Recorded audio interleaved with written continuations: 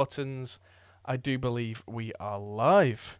Good evening, good evening, good evening. I am Adam Steele, and this is Hop Pole Studios. As always, this is my co-host, Mr. Liam Wright. Hello. Hello. This is the weekly podcast, The Hop Pole Position, where we talk about our music tech news and everything that's going on in the world of music and guitars and computers on all that lovely stuff. So, there's more news from Behringer this week. There's even news about DIs, which are the most pedestrian thing ever, but apparently not. Wood-panelled gear that's on Kickstarter. Ooh. And Moog have got stuff as well. Let's roll the intro!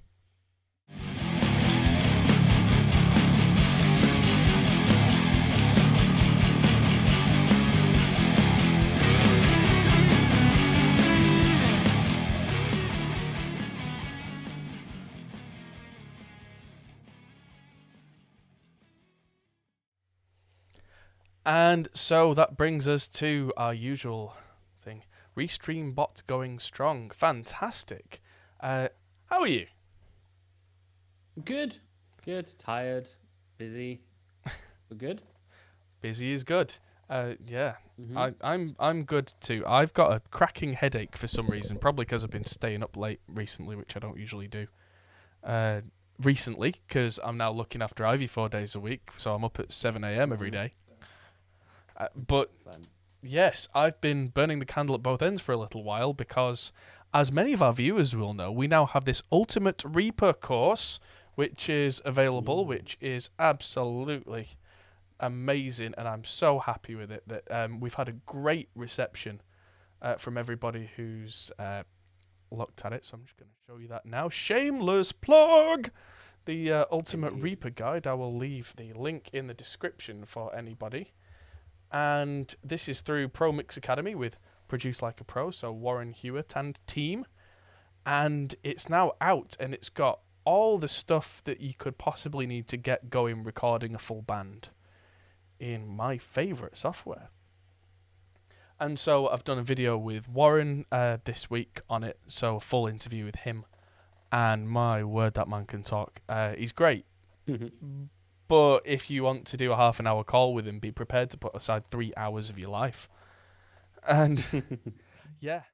I think it shows how excited he is for the content you've made, though. Absolutely. I mean, put a lot of time and effort into it. Yeah, that's it. And in all honesty, Adam, like, do you really think people wouldn't say that about you? It's a fair point. And unless it's going to be less about worrying about more about putting the two of you together. Yes. When you get me going on a subject that I like, I am prone to talking lots. That is well known. So you put the two of us in a call or in a room together, good God, the sun will go down and come back up again. Yeah, exactly. Because I mean, that's the thing. Like the two of you, as I've pointed out, are quite similar in a lot of ways. So yeah, I think not surprised. And someone who's similar to me in very different ways, my friend Glenn Fricker. I'd like to think we've become friends recently. That I've known Glenn for a while, kind of on the fringe of the on our community, and we've been talking a lot recently. And I ended up on his channel a couple of days ago doing an interview, talking about the course, and I've been spending a lot of time on his Discord. If you're not part of our Discord, by the way, do jump on the Discord. I will put a link in the description. And then we have our own little Discord where you can talk about anything you It's a full-size like. Discord. It's just not as many people. But it's a full-size Discord, though. I mean, it's not like it's a 2-foot Discord. Miniature Discord. Yeah. It's, oh, there we go. That's what happens when you press buttons. Let's go back to, there we go. Yes, the way that I'm capturing Discord makes things look weird. But yeah, if you want to join us, we answer questions and have some fun and talk amongst ourselves there. And so, yeah, I've been talking with his community as well, and that's been going really well. And so between that and the fact that I've just got a new TV, which is about the size of a house, it's it's been a long week because I've been trying to play Final Fantasy VII Remake, and I'm about 16 hours in, which, considering how long the game is, that's not a lot. But just stay. By the way, Go on. it's Rogie's birthday today, which is why she's here. She wants a happy birthday from the community. Happy birthday. Happy birthday, Rogue. Birthday. See? Oh, good girl. She's 5. Oh. And yeah, it's well done, Rogue, for being 5. I wish I could be 5 again. Being 5 was nice. I didn't have to do anything but colour in and break computers, which isn't that different to what I do now, really. But yes, if you are interested in getting the course from ProMix Academy, it's on sale now at less than half price for the next 18 hours. Then, yes, get it quick, because then it's going to be full whack, and nobody likes full whack. Not if you can get in there quick. So, now that I've mentioned that... Oh, what's that in dog years? 5 times 7. 35? Your dog's officially older than me. Same age as me, Rogie. Same age as me. You can't quite see off camera there, but she's just staring him out, just like, really? You said my actual age. It's slightly clipped, isn't it? Yeah. Yeah, well, I'll just do that so you can see. There we go. Dog. There you go. The dog's more important than me. Shush. Hello. Shush. Hello. Take you outside. There we go. It's now Liam and Rogue Cam. Yeah, she's demanding attention today, aren't you, little one? Yeah. Yes, indeed. Since I saw you all last, just while Liam talks to Rogue, I did the 12-hour mix stream on Saturday, and my word, that burnt me out. It was a lot of fun. I ended up doing 12 and a half hours, which is why I had to upload the last half hour to YouTube afterwards, because I didn't realise that YouTube has a hard limit of 11 hours 55, and if you go over that, you can keep streaming, but it won't get saved. But the plan is tomorrow evening, we're going to go back to those mixes that I did on Saturday and carry on. So it's going to be, now I've got fresh ears and I'm a bit better rested, we'll be going through fine-tooth comb on the automation, automating delays, automating pans, doing references with our mixes, and doing the mastering in that session as well.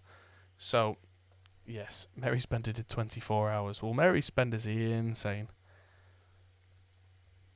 So, now lost forever, indeed, because I'm guessing she didn't do a local recording and upload it then, because I always local record everything. I had a 30 gigabyte file from that 12-hour stream, and then Premiere had an absolute hissy fit trying to open that up to split the last bit out for me. But we did it. And so that's now available for all to see. So tomorrow night I'm going to be finishing that off. And then Saturday I've got a mix to do for an old friend. And then Sunday I'm probably going to curl up in a ball again and just rock backwards and forwards. Having said that, I might be in the studio on Sunday. I'm really excited. I'm like a giddy child because I'm doing a video where I need footage. I need to be filmed, and that's going out soon. So I'll be spinning over and doing some films, I think, if I'm not curled up in tears in a ball. Let's make sure you give us a heads up. Yes, absolutely. Make sure that we're nowhere near you. Yes. Sound the people alarm. Woo, woo, people. Oh, something that arrived this week. I can show the camera. This is a lovely box with an Evertune. I've never actually seen an Evertune outside of a guitar before. And it's quite tricky to get out the box because it's... Until it's installed, it's actually a little bit kind of loose, but... I'm of two minds now as to which guitar to put this Evertune in. But it's all wrapped up like a bag of sweets. There we go. Yeah. I'm trying to be very careful with it that I don't take it to pieces. But there it is, ladies and gentlemen. So we've got a lovely Evertune bridge that's got lots of springs underneath. And, yeah. So my friend Jack at Jack's Instrument Services, who I made a video about, which is on the channel, is going to install that either in my green Telecaster in drop B or in my Sun Mustang, and I haven't quite made my mind up yet. I feel like a kid at Christmas. Jack's currently working on building me the new pick guard that I talked about last week. But he's been not very well. He burnt himself out by working too many hours. So he needed a couple of days off, bless him. But he's okay now, so good. And yeah, don't do that, ladies and gentlemen. If you're going to work through this whole tough time that we've got, don't burn yourself out, he says with a splitting headache. Yeah, my wife was literally warning me about that earlier today, so... Yeah. Warning signs everywhere. Easier said than done. Yes. I'll be getting a relatively early night tonight, methinks. I mean, I'm actually not drinking beer on the stream, which is unusual for me. I didn't have a drink. You will hydrate! Although, And you will hydrate some more! How about this, though? Like, you notice Virtual something water? that's different this week? You're not wearing headphones? Headphones on. Yeah, I can hear a tiny bit of bleed over, but not a lot. Yeah, I mean, not enough that would really upset anyone. You're nice and loud and clear. Using RTX? Yeah, using a mixture of RTX, the gate on Voice Meter Potato. Yeah, I've been able to have calls all week without having to wear my headphones, which, considering they're closed backs, is a nice bit of change. Oh, question in chat from Marty. It's a very good question. If I put this Evertune in my telly, which I will grab quickly, the Telecaster has this big metal plate on the bottom, so he's asking how would I combine it. The short answer is I don't think I would. I would have to get a new pickup ring for this pickup and just have that entirely taken off. Which, silver pickup rings are not expensive. And then maybe have something that just kind of covers up in between there. I'll have a think. Because it's not about the looks for me, it's about the sound. These two guitars especially, it's very much workhorse material. They're the two out of the entire collection that if Jack was to take a router to it and gouge the back out, I'd be like, does it sound better? Yeah, cool. Rather than like, no, like I've got a lovely Inverness Green Gibson Les Paul and I would not do that to that guitar. That thing is what it is and forever shall be, he says, having put bare knuckles in it. But the bare knuckles look identical to the old pickups, which I could swap back with no damage. I think that's the main thing. It's a reversible change. It's not like you start getting power tools out. Oh, if you think tellies have great tuning stability, you don't play in drop D, my friend. Drop B, I should say, my friend. That guitar is currently tuned in drop B. And even with 59 gauge bottom string, it goes bow, bow, bow. And I had a 64 gauge on it, and it didn't feel right. It felt like playing on industrial cable. So the way around it, get yourself an Evertune. But that's what I'm debating, is whether it's to do it on that with the drop tuning or do it on my Strat, which, even though it's a blocked off Strat, I just want an Evertune, because quite often, especially as a studio engineer, guitarists hit guitars hard. I can practice and make sure that my technique is good enough that I'm not going to smack the strings out of tune.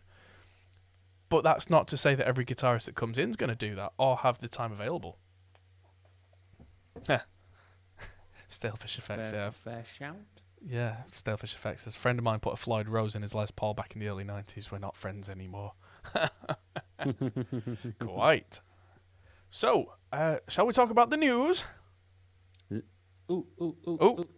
Sample.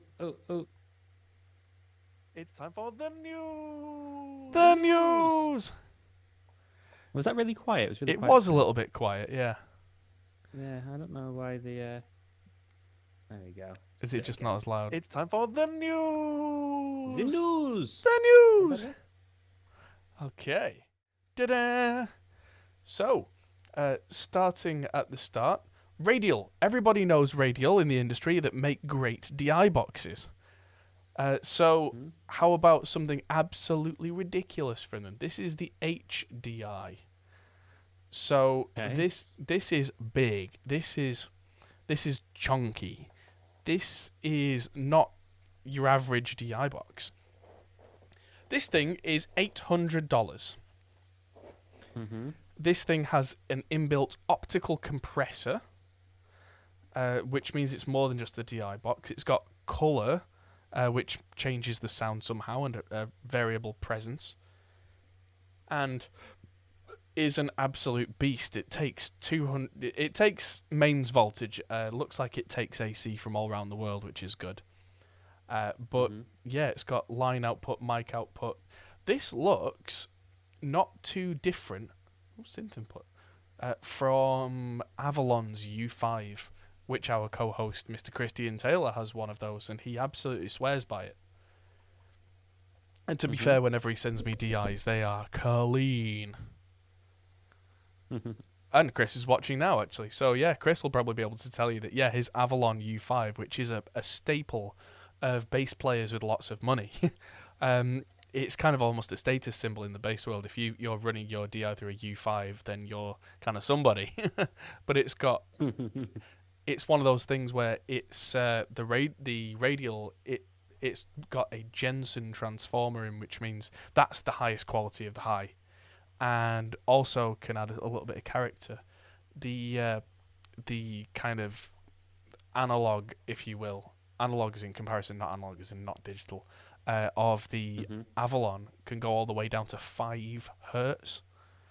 So if you're playing some stupendously low bass, a DI box like this will help to push that through. Although nobody will be able to hear it. Mhm. Oh, I'll turn Liam's mic up a little bit. I've got the thing You down don't by a hear few more of me. You don't hear more of me. marginal. When you Enough. spoke up, then you were considerably louder. It might be the noise suppression algorithm kind of using a bit of expansion. Maybe. There How we is go. that? Is that You are better? considerably louder now. That is good. I'm Yeah, gonna knock it back down a bit. the gain on my mic was a little low to be honest, and it was a little far away. Aha, all fixed. You're a sound engineer now. Indeed. Hey, and mate, my sound setup is ridiculous at the moment. It's so complicated. Ah, Like running it through the noise suppression and out of my Evo and into my speakers and having the different channels for the deck and voice calls. But it's good though, considering like from a digital agency, being able to make sure that in today's world, your video conferencing calls are on point. Like in terms of like I showed you before, I've got screen wipes and stuff going on when we're doing Zoom calls. It's yeah. pretty cool Mm. using what I've learned. Yeah, Yeah, really yeah. showing off in front of the clients. Exactly. Yeah. Exactly. This pure flex with their there with their tablet call, and it's like, yeah, here's my transition. Yeah. But it's good. But yeah, Smarty said, does this radial do reamp too? As far as I'm aware, it does not. This is Hmm. the most expensive DI box you're going to get if you want a ridiculous DI box. Someone's asking, what is their reamp box used for? It's used for, well, literally reamping. So taking dry DI tracks like this and feeding them back out of your interface and converting them back into a very low noise, high quality guitar signal. Because guitars don't work the same way as line outputs, even though the cables are kind of, they look the same. They're usually kind of long and black and connect to either side. The way they work is very different. I've done a few videos on that, so if you want to have a look through and actually hear the difference for yourself of using a reamp box and not doing, that's available on the channel. But yes, Sweet. yeah, it's a half rack unit width and 2 rack unit height, so you could get 2 of them into a 2-unit space, but that's still pretty chunky. Mm-hmm. But yeah, for $800, you've got to be balling to use these. But if only the best will do, the option's now available to you. Chris, YouTube made me check up to moderate your comment then. Quite. Uh, Chris likes his cables like I like my coffee. Moving on. So how much is this? Did you say? $800. So yes, it's A kind of chunk. baller territory. It's for people Mhm. in studios with lots and lots of budget who are looking for the best. If you need the best, I suppose it makes sense to go with a company that are known for the best and go for their best product. It's not a DI box that I would use on everything personally. I know I've closed the tab now. I probably wouldn't use that on guitars unless I turned off things like the optical compression and the color and all that kind of stuff. Because for that application, you just want straight down the line, surgical, clinical, nothing done to it. But for something like bass or keyboards, you might want a bit of fattening up, a bit of analogness, as it will. Mhm. So if you're looking for that, or if you're in the kind of studio where that's what they're going to go for, you could do worse than do that. Mhm. So this is something that really surprising me. Harley Benton are making better and better guitars all the time. This is Thoman's range. And I'm seeing some buzz on these forums that I'm a part of, and Discord servers and everything, where people are getting these Harley Bentons that look. Let's be honest, that's a PRS, that's a Gibson Les Paul Jr. For the prices, I mean, Don't tell Gibson. no, yeah, lawsuit. But yeah, this guitar is £175, so probably 225 US dollars. And apparently they are very, very playable for that money. And then there's a Fender will be looking to sue for that, because that's basically a Jaguar or a Jazzmaster. I can never remember the difference. One of them's got like thin pickups, and one's got P90s.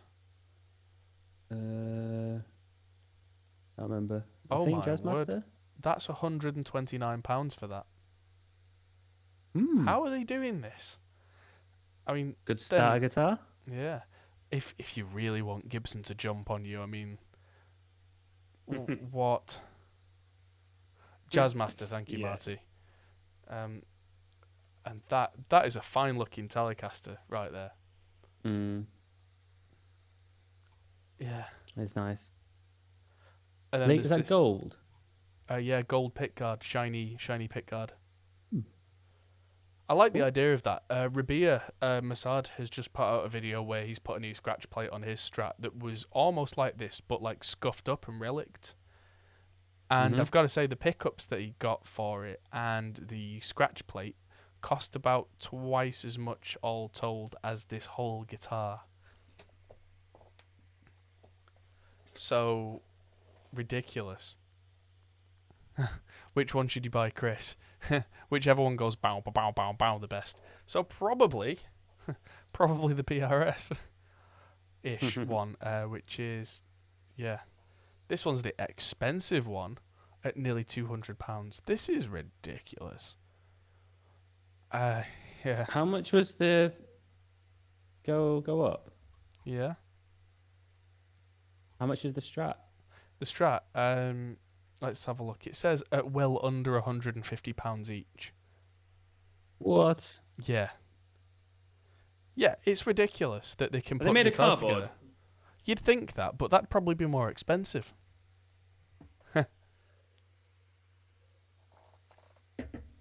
I mean, I'm almost tempted to get one just to make a video out of it. Just because. That's a future video idea.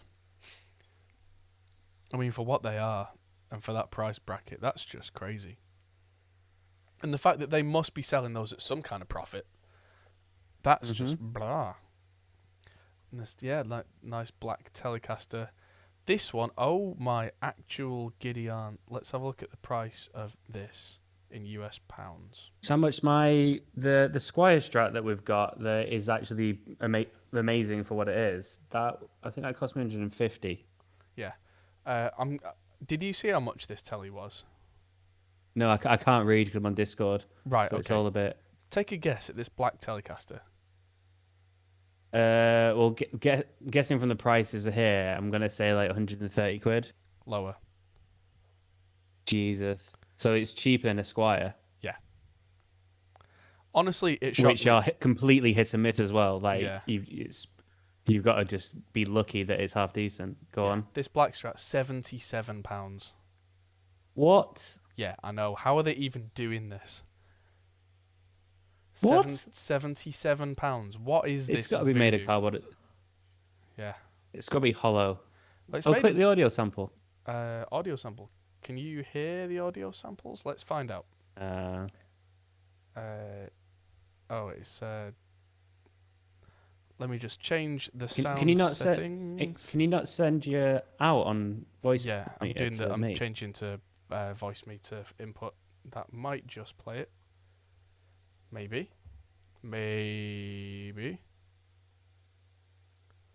Oh, Jesus Christ!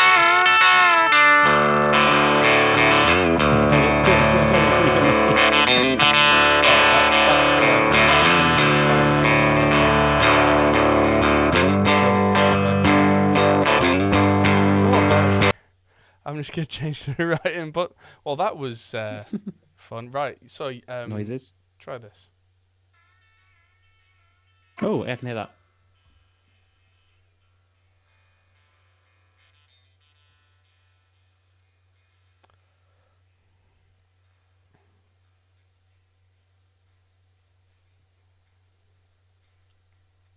Sounds decent. Is that a good level for everybody? Because that just blew my ears out. But that just could be my setup.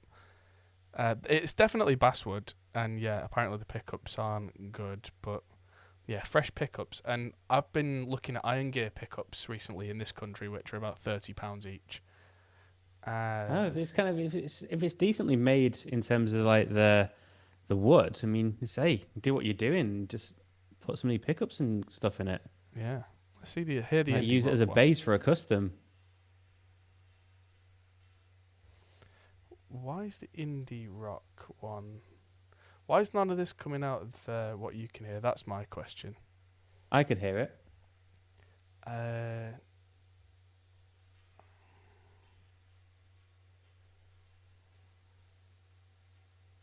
It's not coming out the stream, but the point is, it sounds passable. It doesn't sound amazing. Yeah, check that out because they are. Yeah, I mean, you're paying £77 for it. I mean, yeah, for that kind of money, you can't really complain. No. In the fact that you even get the fact that you get strings at that price point, you know, that's crazy. Are you sure you get strings? Absolutely not. But then Thoman's value strings are £1.20 a set. You find you get a body, you get a neck, no strings, IKEA style guitar. all the pots don't have their tone knobs on. You've got to put all them on yourself. It comes in a little tuning white heads box, are all and off. on it just says clankin junk. Self-assembly required. I might make a guitar called Clankin Junk because that just sums it up quite well. Apparently they have a high-end metal monster for about 400. Might check that out. In fact, you know what? I'm going to get in contact with Toman and see if I can wrangle something out of them because that'd be ridiculous. You never know. Tell them to send a grand's worth of guitars and you'll get 10. Yeah. Yeah, you know, it's arrived when the truck goes beep, beep, beep, stunk. It's like, oh, guitars have arrived. 3-man lift crew. There you go. If you're going to ask, don't ask for one, ask for all of them. Yeah. You know Not what? joking. That's not the worst idea. Yeah. You're more likely to get all of them than one of them, in all honesty. Because then they put all them in the studio and then people can try them out. Like, yeah. Yeah. Not the worst idea. And you could definitely do a video on them all. How to record Tome and guitars in Reaper. Yeah. To Reaper course. How to record your guitar for under £200, including the cost of the guitar. And the DAW. Yeah. There you go. Including Super the budget. cost of the everything. Get like a Behringer interface in there or something. Record on a Raspberry Pi. You have to record it on your one here. Yeah, I was gonna say you have to use your Pi for that though, then, won't you? Yeah. Yeah. I do want to get a Raspberry Pi 4 at some point because they seem pretty powerful. Quad core now. Mm-hmm. Yes. Anyway, Seymour Duncan. For anyone who's used their power stages before. It's like a little power amp that can go on your pedal board. They used to do this big beast, the PowerStage 700, which I believe they still do, and the small one, the PowerStage 170. So now they're doing an upgrade for that, now called the PowerStage 200, which has got some new features. So if you're one of those people who doesn't want to lug an amp around, you can put one of these on your pedal board, and then when you get to a gig, as long as somebody's got a speaker cabinet, you can just stick a speaker cable right from this into the back of the cab. Off you go. Happy days. And Could you plug this into one of the 2 notes boxes? You could. You might not need to. I mean, if you're using a preamp, then you might use, like, say I've got the 2 notes La Bass preamp right here. If I ran that into a power stage, I could use, like, the DI out on the La Bass to send that to the sound guy, and then just run a little cable to one of these power stages, and then run that to the bass cab that's on stage so I can hear what's going on. Cool. That's kind of what these are for, really. These are for you being able to hear what's going on stage or in a practice room. Right. Yeah, so there's, like, EQ controls now that I believe weren't there originally. There's a cab sim button, which I think has been added. So there's some very clever new features. Switchable speaker simulation, which I don't know if it's any good or not. Generally, analog speaker emulations are not amazing, but they can be a good, like, backup in case something goes wrong, and you can go, oh, that'll do, click, this'll work for the rest of the show. Let's never speak of this again. Yeah. It's kind of the way it goes, which is why I end up with... did I show you guys my new little purple pedal board last week? I can't remember.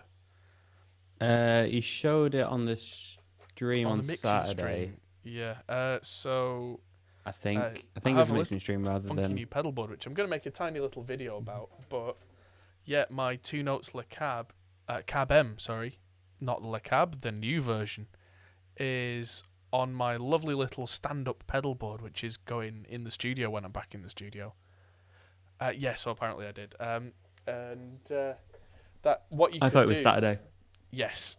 So what you could do is run an input from your pedal board with the preamps and all that kind of good stuff, and then you could do that to then run to one of these to get sound on stage, or you could run it through this first to get noise through an actual cab with, like, character on the cab sims and stuff.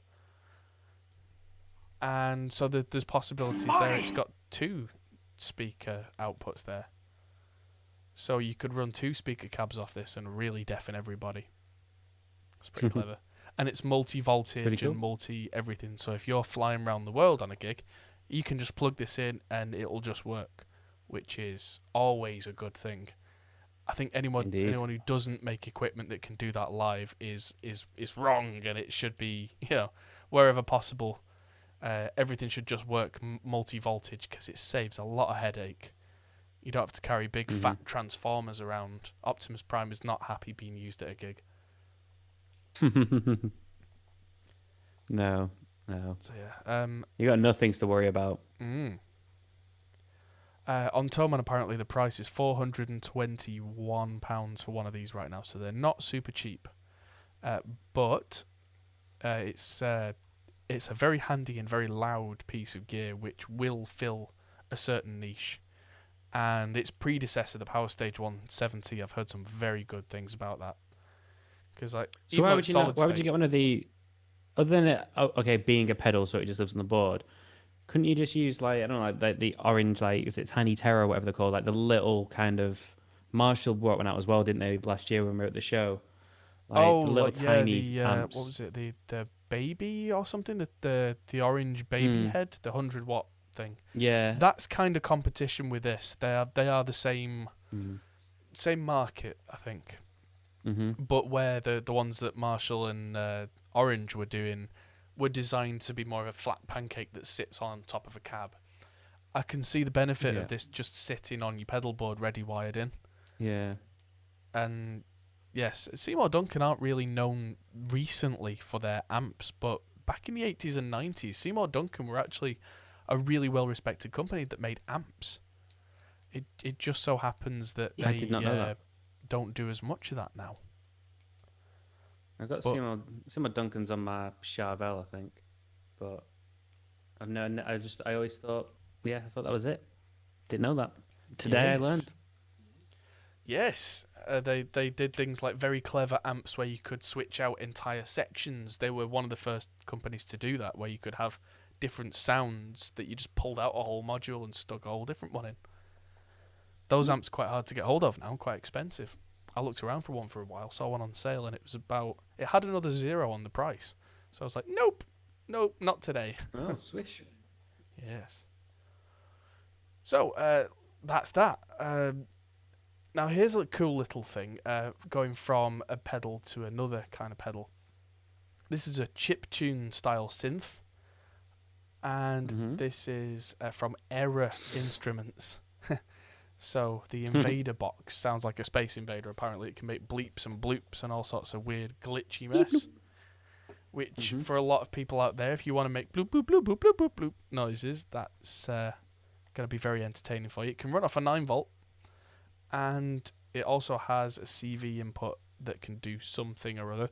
Oh, my Arturia Beat Step that I've got down here, that's got CV out, so I could control it to do weird stuff with this. That'd be cool. I was using this to program drums this week. I was going to say, I was listening to some Amy Can Fly earlier, which is exactly this sort of music. Yeah. So, yeah, it's cool. I like it. Yeah, having boxes like this that are actually physical is probably a bit more inspirational as well, because instead of loading up this plugin, that plugin, you can grab your box and go bloop, bloop, bloop, bloop, bloop, bloop, bloop, bloop. And yeah, I do like the idea of having things to hand. As much as I've been in the box guy for many years, I like having things that are physical, because it does give you a spontaneity that you can't really otherwise have, unless you've had 4 cans of Red Bull and you're like, right, I'm going to write a song right now. Never done that, honest. 3 Red Bulls maximum. So, this is one that I wanted to talk about. Some very pretty hardware from a company called Tierra Audio, a Spanish, Spanish nice. company. And so, wood paneling on the front. They're doing a Kickstarter, which my opinion on Kickstarters has always been be wary. But they handcraft all these devices, and apparently a lot of it's got Carnhill, Lundal, and Cinemag transformers, which are the best of the best. So these are wooden transformers, correct? Yes. Gives you that real woody tone. Apparently for every unit they produce, they plant a tree in the unit. Cool. And oh right, I did see these guys at NAMM, because this caught my eye at NAMM, the wood panel front stuff. I didn't get a chance to talk to them, which was a real shame, but it was something that I walked past and went, oh. And there's so much to look at NAMM. It's just like wall after wall after wall of cool stuff, and this still caught my eye. And yeah, so they've got 2 different types of preamps that they make, an 1176 style compressor and a bus compressor SSL style, an ICQ, and a summing mixer with more knobs than, well, something came to mind that I can't say on a family friendly stream. But yeah, they've got some really nice stuff, and so they've got a Kickstarter page. I'm guessing the Kickstarter, let's have a look. So they already have been handcrafting batches of things, so why a Kickstarter? I think it was just to get prices lower by doing pre-order batches, so that they had, guaranteed sales, and that's a business model in itself. Yeah. A lot of companies do that. Yeah. I mean, it works from a business perspective. If you know you can order 100 components rather than 5, you'll get them at a better rate and pass that on. And you also know that there's demand for it as well. You're buying based on you're selling based on demand rather than making a product and then it's sitting there. So yeah, you're not going to be paying for warehouse storage or anything like that. It's just once it's built. And you also create you create advocates as well, because the people that back it Like they feel like they're a part of the process and like and essentially shaping and choosing the products. So Yeah. your fans end up being more loyal that way as well. It has a lot of pros, and obviously then obviously Yeah. there's potential risk though from the customer. So there's an argument there that it's less less good. Mm. So looking at the prices, the Lava preamp, so the more well, both the preamps actually, the early bird pricing, there's a few left, are £530 each for those, which for high end preamps isn't unreasonable. Some companies charge 2 or 3 or 4 times that much for really nice stuff, especially when there's a name badge on there. Uh, Mm-hmm. then there's nearly £800 for the 1176, which is a lot of money for a 76 considering some of the alternatives. But if it's done right, then it can be, cut and And it's cut, got a tree in cut it. above. Yeah, it's got a tree inside, and the prices go up and up because, of course, they do. Like the all right, okay, so whatever that was, there was a bundle that's already gone. But Right. yeah, there's other things that they're going to be making. So check that out. Seems pretty interesting. Moving on, Moog. Everybody's Moog favourite synth that's either Moog or Moog, depending on who you ask and what time of day it is. I've made the Subharmonicon, which sounds like some sort of eldritch abomination, and I love it. It's kind of like the synthesizer brother of the Necronomicon. And yeah, it's something they've made which is relatively low price. They've made it all as a PCB inside. I saw a picture of it. I can't remember. It might have been on Facebook. And it's semi-modular, so it's got all these patch points at the end, which you don't have to use necessarily, but they will change the sound by patching one to another, as synthesis demands. And so the Moog sound with all the good Moog gear is $699. So £500. Mm-hmm. I think that's a very reasonable price for a two oscillator. Is it two? Yeah, two oscillator and subs and that piece of nice mooginess. It's a nice little bit of kit as well. It is. I would be not complaining if one of those was on my desk. I'd be going.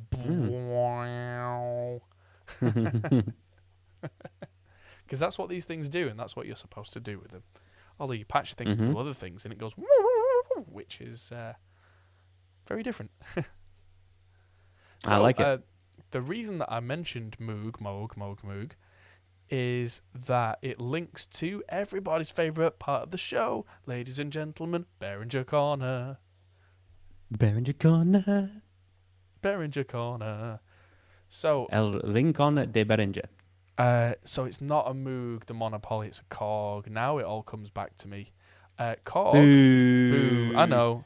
Fake segue. Poor segue. I knew him well.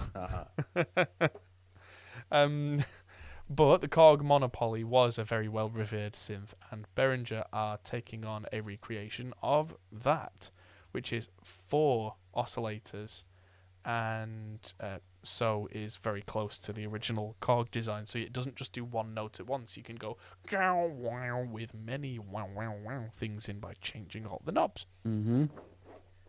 So yay, more vintage Korg stuff at affordable prices by a company that isn't Korg. What was the price again? It doesn't say yet. No news on price or availability for this one. But I'm gonna guess at the 500 or 600 range, because the Behringer stuff so far has been 400 or 500 in that range. So it might actually be that cheap. It might be a little more. It's got the keyboard in it though. It does. Well, most of them do. The thing that ratchets up the price with analog stuff is like that it's got 4 voices in it, which means in some ways it needs 4 times the amount of hardware in there compared to a traditional monophonic synth, which drives the price up a little bit. I feel like a lot of the Behringer stuff we've seen hasn't had keyboards with them. Maybe they've all had like just MIDI outs, and it's kind of the I'm struggling classic to remember, hardware with. Some have, most haven't. Yeah, But I yeah, can't remember another one that did, but that's all No. I'm thinking. But even a half decent non-weighted keyboard, which is what these are going to be, shouldn't drive the price up too much. Mm. As long as it's half decent. I mean, it's not going to be fully weighted. I mean, synths just don't have that anyway. Just by design, traditionally, most of them anyway. To be honest, I mean, I like that they're doing them just as they are as well, though, because I mean, again, in modern scenario, it means that you can use an awesome recreation of a classic with I don't know, the MIDI keyboard with your actual keyboard, like you were doing in NAMM. Do you know what I mean? Like a PC keyboard, like Yes. use what you've got. Like at the price they are, you find that can appeal to people that don't have loads of money to spend on hardware. Give them access to it. Although looking at this, I'd be quite happy to have one of these at the side of me and also just use it as a MIDI keyboard controller when I'm not using the wow wow sounds. Mm-hmm. Yeah, definitely. I mean, that would be pretty cool having three octave proper polyphonic synth to my side, just to go wow. And like Marty says in chat, everything you need for a 50s sci-fi film or even a 70s sci-fi film for that big kind of thing. And also, the final article, last but not least, Behringer Corner continues. Someone in chat mentioned this before. I didn't say anything about it because this was our final article. The Behringer Jam. Ooh. So it looks like it's going to be a sampling style groove box like the old Akai MPCs, which are what old school hip hop basically revolves around these days. You'll have seen them where they've got 4x4 of the rubber pads. Oh yeah, of course, yeah. Yeah, and you do the boom, boom, boom, or whatever.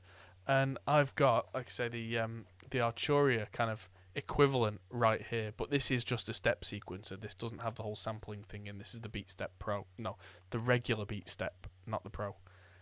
And I've been playing with it a bit this week when I've had a spare second, and that's a lot of fun. But then adding in sampling capabilities, that'll be a whole like old school hip hop machine.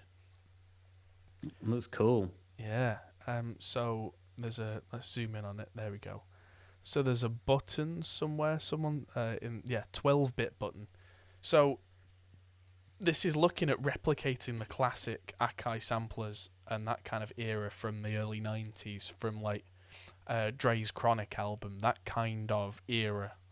So like early 90s, late 80s hip hop, where they all had like 12-bit converters in, which by modern standards are terrible, but they gave it a certain sound, like everything would crunch a little bit and just be a bit, it had character. It wasn't just a clean sample, it would come back out with attitude. And a lot of people gravitated towards that and would actually push the hardware to its limits to get that sound out of it by the end of that whole part of musical development. So that'll be really interesting. That's literally just a button in there, or you can untick the button and have super clean samples for if you're doing something like I don't think I'd want a 12-bit bass drop, for example. But if you've got some sort of like vocal sample or something, just crushing it up a little bit to give it that vintage vibe on a button, I think that's really kind of cool. So this picture is a leak from somewhere. So Behringer have made a new Facebook group dedicating to DJing and production. And so it looks like that's going to come out. Oh, so this was announced or leaked or whatever you want to call it on the same day that Akai officially announced their new MPC Live 2, which is the newest version of Akai's updated hip-hop box. Bless you. Indeed. I think the noise reduction got rid of the most of the white noise out of that sneeze. That was cool. But yeah, I mean, that's going to come out at some point, so let's see when. And it looks like they're all RGB pads, which I would bet anything that people are going to be integrating that with Ableton Live within seconds. Because Ableton Live with its coloured pads, it really takes advantage of that. So instead of getting yourself because Akai made, I don't know if they still make, a controller called the APC, which is at least 8x8 of those rubber pads, and they all light up different colours like Ableton Live's different blocks. I've never quite kind of vibed right with the way that Ableton works, because I'm not always a 4/4 electronic kind of guy. But for those people who do and really get a lot out of Ableton, and I've watched producers really wring some cool stuff out of Ableton, a controller like this is going to be very powerful indeed. So yes, that is... We've no idea on cost yet, do we? Not yet. So this is one of those things that I think got accidentally leaked on purpose on the same day as the competitor was making an announcement. It was literally supposed to be one of those, it's not quite ready for production yet, but to steal the thunder, they went, that's a leak. Oh, sorry about that. It's like, yeah, sure. And that brings us to the conclusion of Load the Sample. It's time for the news. The news. It's time for the news. The news. Yes. I don't know why my camera does that. If I move it so it's sideways, it resizes, which is great. Then I move it back and it resizes me to half the size. Great. But Fun never times. mind. So that's the end of the news. Now it's time for technical questions from the chat. Does anybody have the anything chat. they would like answered this week? Especially with the Reaper course coming out and everything, that's something that's A probably Reaper worth course? Where would you get this Reaper course? If I wanted to buy this Reaper course, where could I find this Reaper course? Well, funnily enough, but you should mention that. I don't know, some guy's selling it. I mean, If only there was a place I could go to on some form of magical electronic device. So, you're thinking about using Reaper, or you've used it a little and don't know where to go any further? Don't delay, don't fear, buy this today, the Ultimate Reaper Guide with me, Adam Steele. Well, someone on the Reaper forums said there's this course out by Alan Stone. I was like, who the heck is Alan Stone? Where'd you get that from? That was hilarious. You do a Facebook ad saying, "Hi, I'm Alan Stone. I think you should buy Adam Steele's Reaper course." And then just throw to, thanks, Alan. Yuko, thank you very much. Supporting the channel. He's already bought the course. That is amazing. So, yeah, thank you so much to everybody who's bought it as well. It genuinely means a lot to me, because I've put a big part of my heart and soul into it. It does, and it's so much for the channel. And by again, people that can't buy it or don't want to buy it, like, there's no pressure. We're joking aside by like plugging it, but it will change everything for the studio if this goes as well as we hope it will do, and will allow us to make better and more content. So indeed, it's all getting put back into making great content, or Adam being able to eat. Yes, eating is good, which we all like. We like when you eat. Yeah, although I do suspect that in the last couple of months I may have been eating a little too much. Or at least not doing the exercise that I would normally do to match said eating. Yeah, I mean, you're usually on your feet all day, so... Yeah, I looked at my step counter just out of curiosity earlier, and for the last few weeks it's just been flat. And I just was like, oh dear, because it was very up in the green, very active, and now I'm not. So, yes. More toys in the studio would be good. More toys in the studio would always be good. But first, let's make sure that everybody's looked after, and that, we're not stressing about, how am I going to pay the rent this month? Exposure. Yeah, I mean, that's the other thing. The fact that the studio's had to be currently closed because this whole thing, having the course come out now, is a godsend. Yes. We can pay bills and things, so yeah. Yeah, so it's... Yeah. Anyone who does buy the course, it's been massively appreciated. The reception that we've had over the last week has been overwhelming, and just anyone who's not been a viewer of the channel before and has bought it on recommendation from someone like Warren or Glenn or someone, thank you so much for taking the time and investing in it, because it's a big deal.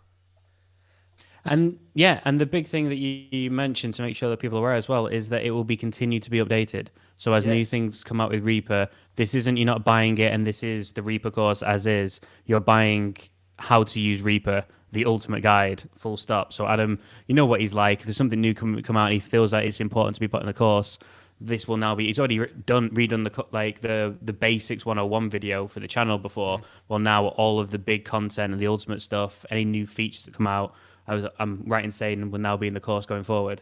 Yes. Absolutely. So new features that come into Reaper, we will be adding those in. And also, I've been part of the Pro Mix Academy forum where people can ask questions. And there's already been a good couple of questions in there which were things that I didn't quite cover on the course, which I did cover, but then they had some quite specific questions, which I can then write those down, make a list of those, and then film a video talking about those and talking through them and add that to the course. So that will then become a more fleshed out, more, it's already very, very in depth. It's nearly 80 parts as a course, which is insane. But Yeah, there but you're will, getting the insight from people all around the world and the yes, way that they're using it and different experiences, and you're going to build it to build to that as well, which is fantastic. absolutely. That's it. Like people are asking questions like, well, I need to work this way because of good reason. How do I do this? That you've kind of alluded to, but weren't specific on. And some of them have been like, okay, I'll add that in. Cause Yeah, I mean, someone's gonna be okay. That's a real niche case. Like, this is how I would do it. Just one to one, help them out. yeah, But then if it's something like, yeah, okay, I feel that might appeal to a big enough group, yeah, it's fantastic. You're then going to be putting that in the course.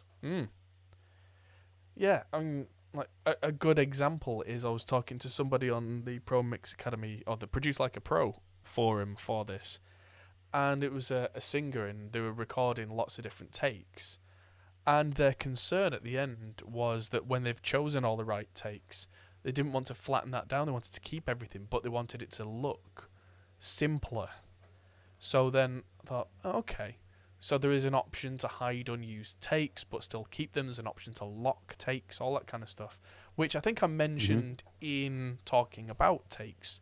But it's the kind of thing that, in that case, if I spell it out very clearly and say, well, if in this case, this is what you do, I think that'll be very helpful for a few people. So that's going in. Because it may as well go in. It's the kind of thing where if it helps several people, I am the kind of person that will do that.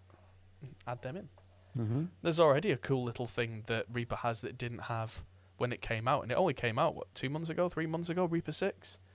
It's got a new thing where I can render an MP3 at the same time as a wave now.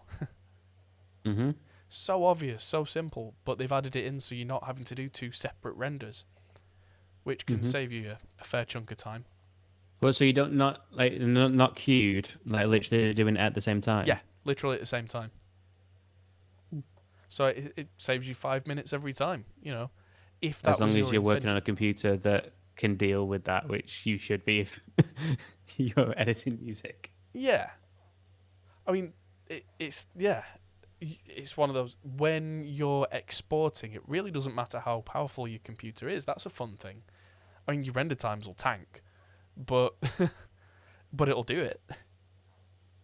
So yeah, it's that's another thing that I do love about Reaper is if it can't handle stuff, you can hit bounce or render or freeze and it'll handle things.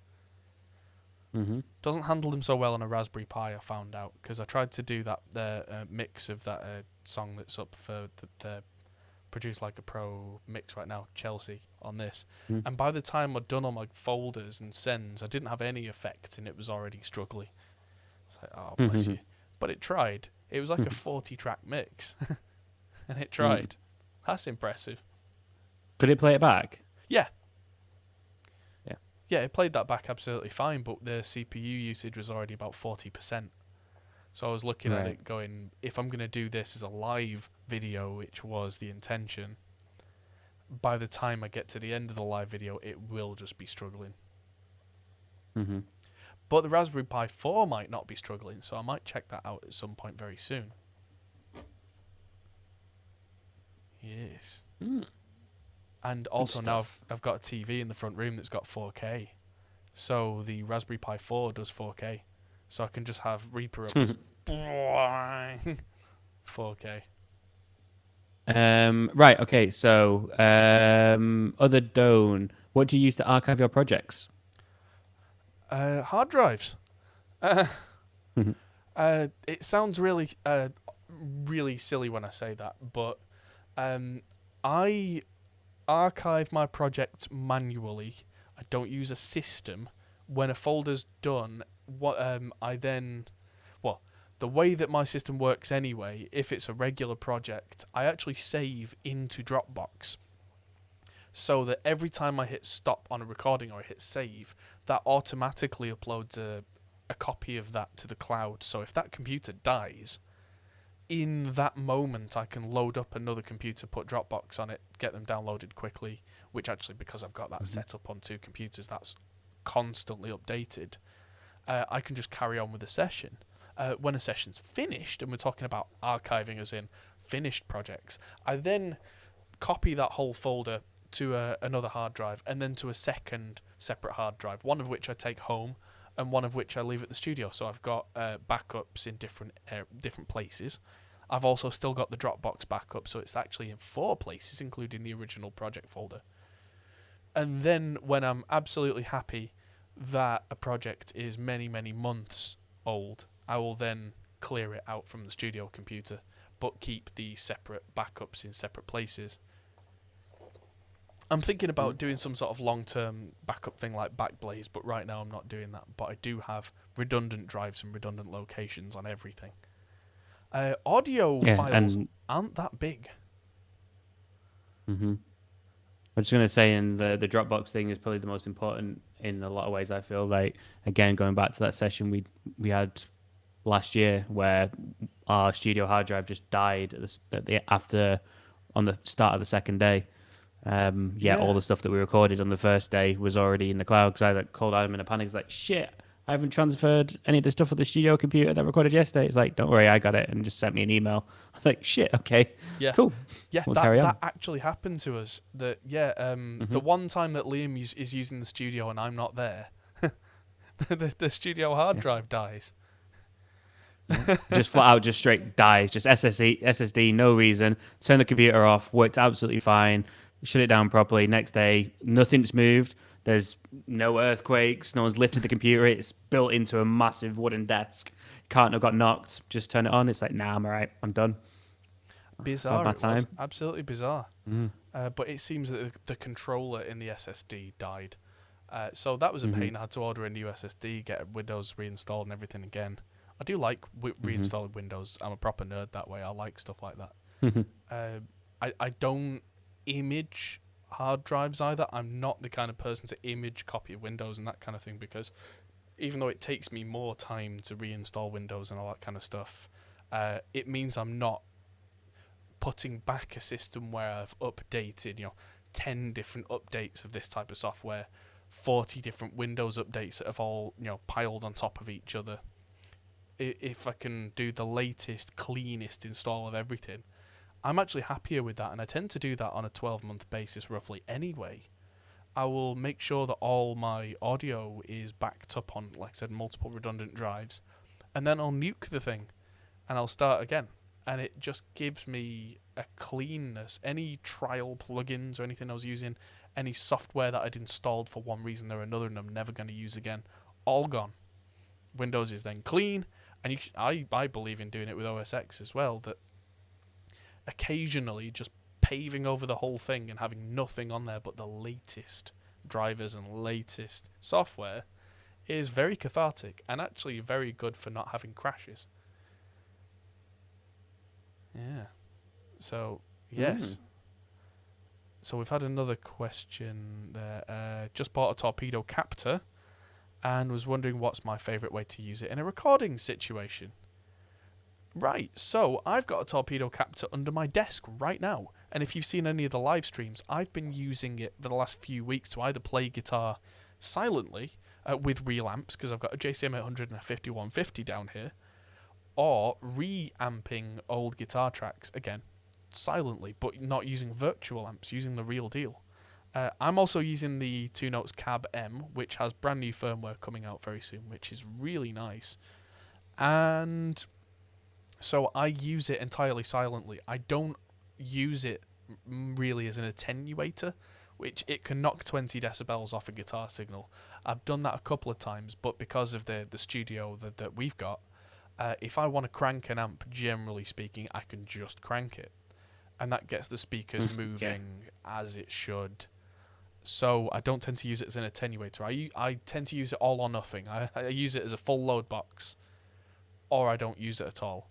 Although a few times in the studio, especially if I'm doing a full band at the same time, I'll take the XLR out of a captor and just record it separately, so I've got complete isolation of the amp there, and then I can run that back through a cab, or use a virtual cab even, and I've got entire isolation without having to put more microphones up in the room, and that way I've got clean recordings of all the amps without potentially mics that can get knocked, which especially live is a common worry, and that way it just means that I've got all the options later on for mixing in terms of even cab choice and mic choice. Because I've got a decent mic locker. I've got 57s, 421s, ribbons, all that kind of stuff. I might not have 6 of the same microphone type. Whereas if it turns out in the mix that 2 guitarists and a bass player all want the same mic in their sound, I can set them all virtually. Marty's asking, do I have the Captor X? I do not. I would very much like one, but there aren't many available right now. 2 Notes have had some massive shipping issues because of the COVID situation and all that kind of stuff, but they should be out to the public within the week. A couple of big name YouTubers, namely Fluff and Rabia, have had a Captor X. But look closely on the internet, you'll find that there are almost no clips of it apart from maybe those 2, because there are very, very few of them that are even available for reviews and press and that kind of thing, because they're all stuck on planes, they're all stuck in shipping warehouses. So I'm hoping to get one for review, but that very much depends on when they physically arrive where they're supposed to be. But keep your ear to the ground, because chances are in the next few weeks you'll see a Captor X video on this channel. Ooh. Henning and Glenn got some as well. Yeah, okay, so that's 4. That's 4 review units. That's about it. There might be a couple more out there, but there's not many because of said review.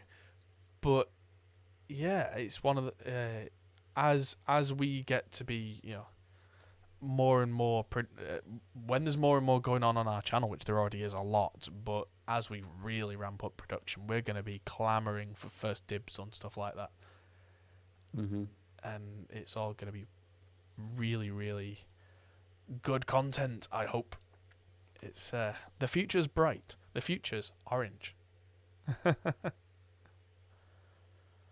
So Henry says, he's hopefully going to uni soon, needed a way to run Hot Rod Live and Student Flat. Yes, Captor, definitely. And then Wall of Sound software. Why is the stream so quiet? I don't know. I mean, I'm coming in at a good -15, -10. My gain looks reasonable. It's fine to me, my end. Yeah. I don't know. I mean, well, I don't know actually. I can't hear the stream. I'm lying. Yeah. I'm listening to Discord, aren't I? So. Yes, you are. But yeah, I mean, it doesn't look unreasonable on the levels on our side. You're watching 6 streams. Jesus, that would fry my brain. He's usually on 3 for his volume. He's on 6. Oh, for volume. Then the answer is... It's quality content, not loud content. That's what we deliver. Yes, I'm not Glenn. Glenn's awesome, but he's the loud one. And we're the British ones. So yes, as our moderator Marty in chat says, he must hit the like now. And I very much encourage you all to do the same. Marty! Marty! And I think my head is going to fall apart. So that's probably a good time to end the stream. Sounds good to me. So that's a big thank you from me for everybody for tuning in. It's been emotional. Thank you very much. And thanks for tuning in, guys. And I'll see you tomorrow, where I'll be live right here doing more mix tweaks on that marathon stream from last week, and then talking about the mastering. And then I'll be probably Monday, I'll be putting out a video. And then we'll see you on Thursday for the podcast. Same bad time, same bad channel. Roughly 8:10 Thursday UK time. So we'll see you all here. Thank you, everybody, for watching. And I'll see you next week, guys. in the next video. Goodbye!